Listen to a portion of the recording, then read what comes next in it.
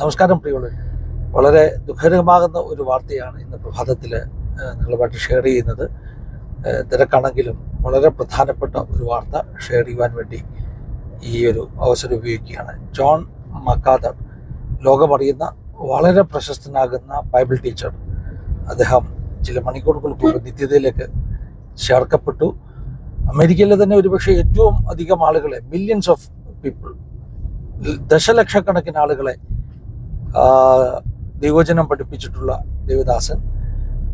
പലപ്പോഴും നമ്മൾ കൂടുതൽ അറിയുന്നത് റിവൈവലുകൾ നയിച്ചിട്ടുള്ള, ഇവാഞ്ചലിസ്റ്റിക് മിനിസ്ട്രികൾ ചെയ്തിട്ടുള്ള, മിഷണറി മിനിസ്ട്രികൾ ചെയ്തിട്ടുള്ള, അപ്പോസ്റ്റോളിക് മിനിസ്ട്രികൾ ചെയ്തിട്ടുള്ള, അത്ഭുതങ്ങളിലൂടെയും അടയാളങ്ങളിലൂടെയും ശക്തമായി ഉപയോഗിക്കപ്പെട്ട ദേവദാസന്മാരെയാണ് നാം അറിയുന്നത്.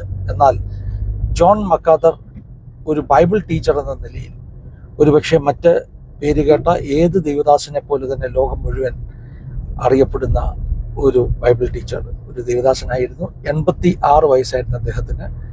താൻ ആരംഭിച്ച ഗ്രേസ് കമ്മ്യൂണിറ്റി ചർച്ചിൻ്റെ പാസ്റ്ററായിട്ട് ഈ 2025 അദ്ദേഹം തുടരുകയായി. അപ്പോസ്റ്റോൾസ്, അതുപോലെ തന്നെ പ്രോഫറ്റ്സ്, ഇവർക്കൊക്കെ അവരുടെ ശുശ്രൂഷയിൽ പേരും പ്രശസ്തിയും ഉള്ളപ്പോൾ തന്നെ അവരുടെയൊക്കെ ശുശ്രൂഷ നിലനിർത്തുന്നത് ടീച്ചേഴ്സാണ്. കാരണം ടീച്ചേഴ്സ് എപ്പോഴും വിമർശകരാണ്.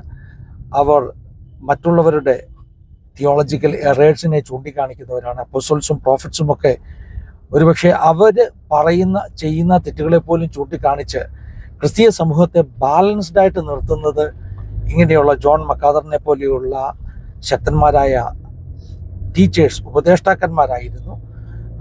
വളരെ പ്രധാനപ്പെട്ട ശുശ്രൂഷയാണ്. അതുകൊണ്ട് തന്നെ ടീച്ചിങ് മിനിസ്ട്രി പലർക്കും അതിൻ്റെ ഗൗരവം അറിയില്ല.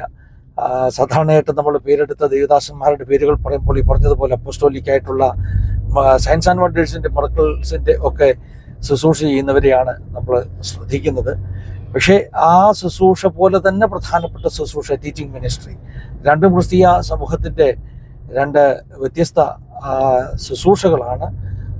ഒരു കൂട്ടർ സഭയുടെ എക്സ്പാൻഷന് കാരണമാകുമ്പോൾ മറ്റൊരു കൂട്ടർ സഭയുടെ അടിസ്ഥാനങ്ങളെ പണിയുന്നതിനുള്ള ഒരു വലിയ ഒരു ശുശ്രൂഷയാണ് ചെയ്യുന്നത്.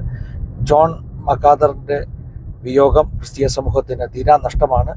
ഈ 85-86 വയസ്സുള്ളപ്പോഴും അദ്ദേഹം വളരെ ആക്റ്റീവായിട്ട് ദൈവവചനം പഠിപ്പിച്ചുകൊണ്ടിരുന്നു. ഞാൻ പെട്ടെന്നൊന്ന് നോക്കുകയായിരുന്നു. എൻ്റെ യൂട്യൂബിൽ തന്നെ ഈ കഴിഞ്ഞ മെയ് മാസത്തിലും ഏപ്രിൽ മാസത്തിലും ഒക്കെ ഞാൻ അദ്ദേഹത്തിൻ്റെ ടീച്ചിങ് വീഡിയോസ് കണ്ടിരുന്നു. അതുകൊണ്ട് തന്നെ ഇത്രയും പ്രായമായ സമയത്തും വളരെ ആക്റ്റീവായിട്ട് മിനിസ്ട്രിയിൽ നിന്നിരുന്ന ഒരു ദേവദാസന്റെ വിയോഗം ദുഃഖത്തോടുകൂടെ, ഖേദത്തോടുകൂടെ ആസാദിയുടെ പ്രേക്ഷകരെ അറിയിക്കുകയാണ്. ദൈവം സഹായിക്കട്ടെ. God bless you all.